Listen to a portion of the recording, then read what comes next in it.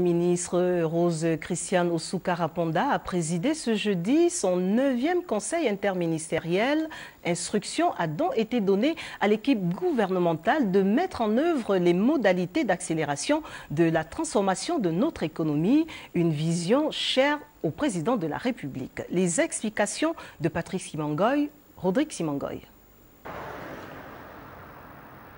Le 9e conseil interministériel présidé par visioconférence par Madame le Premier ministre et chef du gouvernement, Rose Christiane Osuka-Raponda, intervient dans un contexte particulier marqué par l'accélération de la transformation de notre économie pour la rendre plus résiliente aux chocs extérieurs et génératrice d'une croissance plus endogène, plus inclusive et plus durable. Une croissance moins dépendante de la fluctuation des cours internationaux des matières premières, davantage créatrice d'emplois afin de mieux partager les richesses et respectueuse de l'environnement, apte à saisir les opportunités offertes par la révolution en cours. C'est la vision du chef de l'État, Ali Bongo Ondimba, qui appelle les ministres à faire preuve de pragmatisme. Il s'agit de faire de la pratique et non de la théorie. L'important, ce sont les actions, les résultats.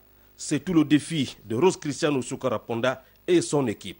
La mise en place des modalités d'accélération de la transition de l'économie vers l'après-pétrole constitue un des objectifs et surtout une ambition que le gouvernement souhaite atteindre sous l'impulsion du numéro 1 gabonais. Et dans ce processus de transformation, les infrastructures numériques ne sont pas en reste. La dynamisation de ce secteur a permis de réduire considérablement la fracture d'accessibilité numérique et positionner le Gabon comme un pionnier numérique et un hub d'interconnexion de la sous-région. Toutes choses ayant permis ici de mieux affronter les nouveaux défis liés à la crise sanitaire, aux multiples conséquences sur le quotidien des Gabonais.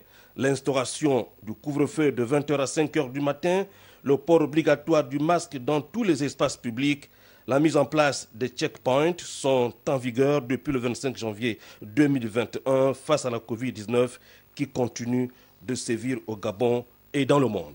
Ce conseil interministériel a aussi épluché des questions d'actualité, non sans se pencher sur les grands dossiers qui seront portés à la très haute attention du chef de l'État lors du prochain conseil des ministres.